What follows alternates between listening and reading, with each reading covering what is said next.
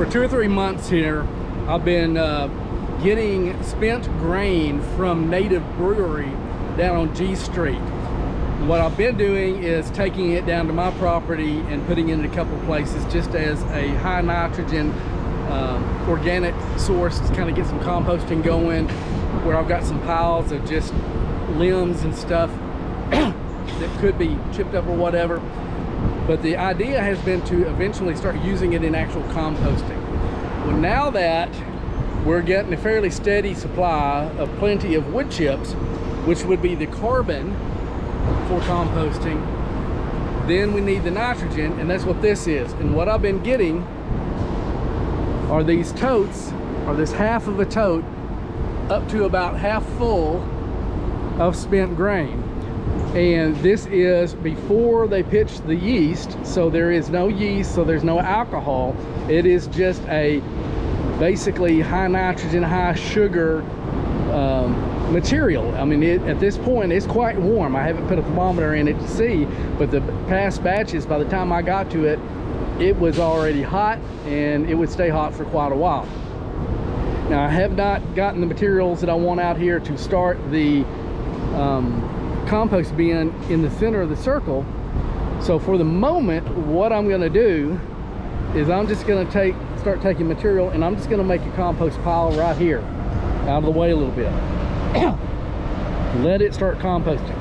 I'm doing that because when this is available, you need to go get it. He's got 4 or 5 people on his list. When it's available, he starts going down the list, see who wants it, and the first one that says they want it, come get it.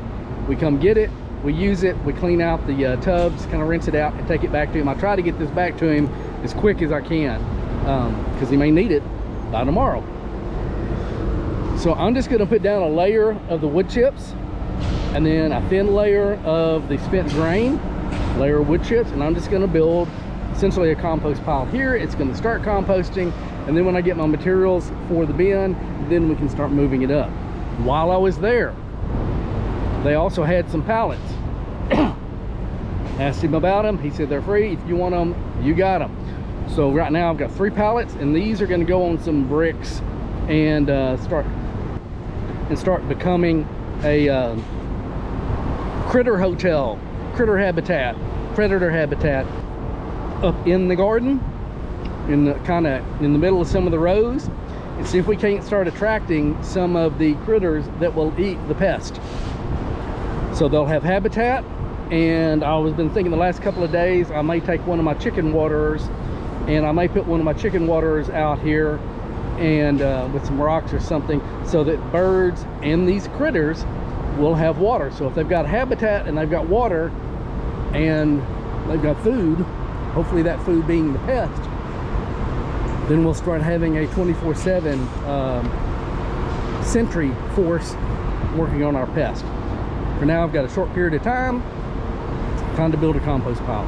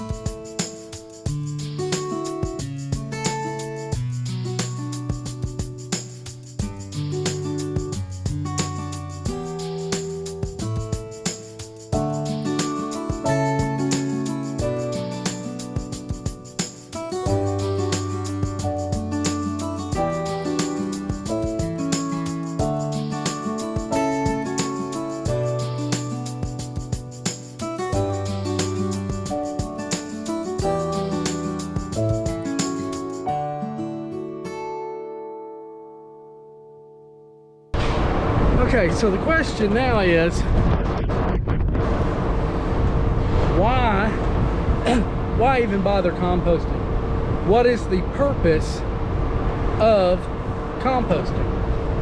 And I used to think that that really wasn't a question. I mean, it was kind of self-evident. I thought you compost because you compost, and because compost is good, and compost fixes things, and compost is, you know, it's what vegetable gardeners and a lot of ornamental gardeners do, is compost. You know, kind of like tilling the garden. I used to think that, and I had people call me, want me to till up a garden space, and I'd say, why? And I said, because I want to start a garden. I'm like, okay, well, why do you want me to till? And they said, because I want to start a garden. That's as deep as it went. Composting, I mean, it's not going to be bad. You don't have to really go too deep to do it and for it to be a good thing. However, if you can dig down a little bit more into what you're trying to actually accomplish, you might have a better chance of accomplishing that goal. For instance, there are a whole lot of different ways to compost. There is fast compost and there's slow compost. There's bacterially dominated, there's fungally dominated. You might be composting because you've got an excess of materials that you can't get rid of. So you compost as a way of recycling and getting rid of them. You might be composting because you have poor soil, and you've heard that compost fixes it or helps it. You may be composting to get organic material into the soil. You may be composting because you do have stuff coming out of the garden and trees and all this kind of stuff, and you want to reuse it, but you want to make sure that any weed seeds and any pathogens to the plants or to you are eliminated. So you compost in a specific way, hot compost. You might be a bit more eco, and all of this would normally be getting dumped someplace totally wasted. So you want to be able to take that. Used to go to the landfill, but now they're not supposed to take that. But we've got an incinerator that's just packed to the gills with organic material. So maybe you just want to be able to bring some of that back. Maybe you're trying to create cycles, and you want to get nutrient and carbon cycling. Maybe you're wanting more fungal species in your garden or your orchard. So you're composting as a way to ramp up and create a large amount of mostly saprophytic fungi, but hopefully eventually leading to more of the mycorrhizal fungi. And you're either going to got a couple of beds and you're just going to use this as fill, as partial fill, or you want to learn how to make extracts and teas to be able to spread this over a larger area. There's any number of reasons, and once you know the reason or the goal, then you can pick the method that's going to get there.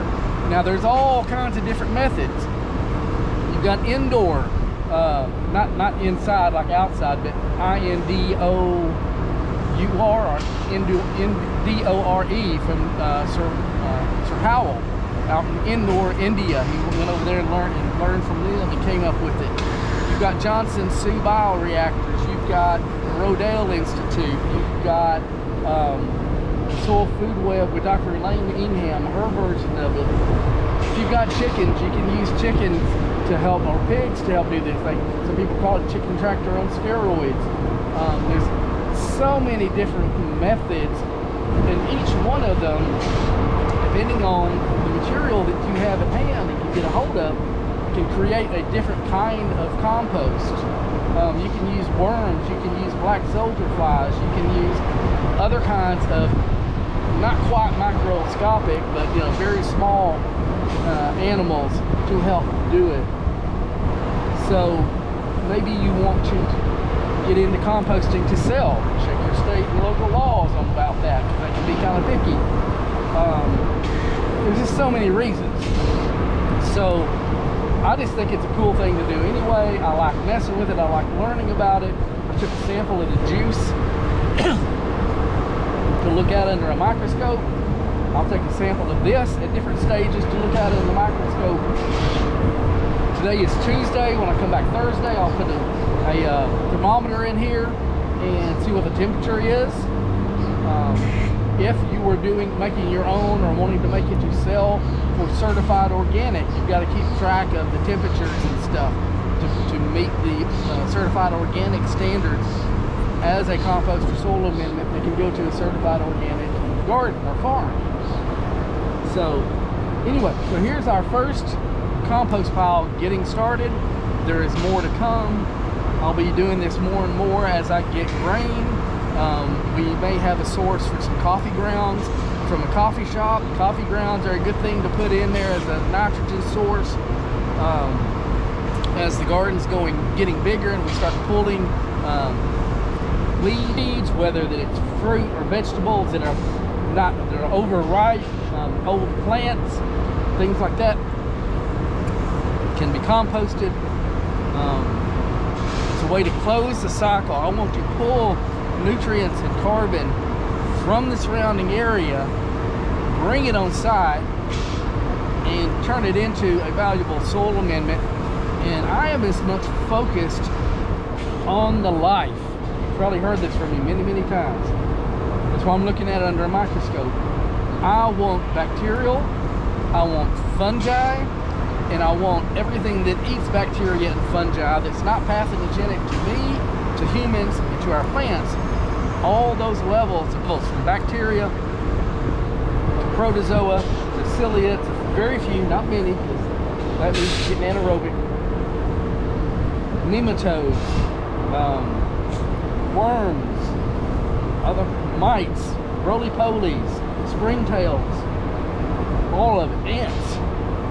I want all of that in there, spread it out, and just get the life rocking in this soil out here and see what happens over the next 2 or 3 years. But I'll be back in a couple of days and add to this, and we'll see where we're at.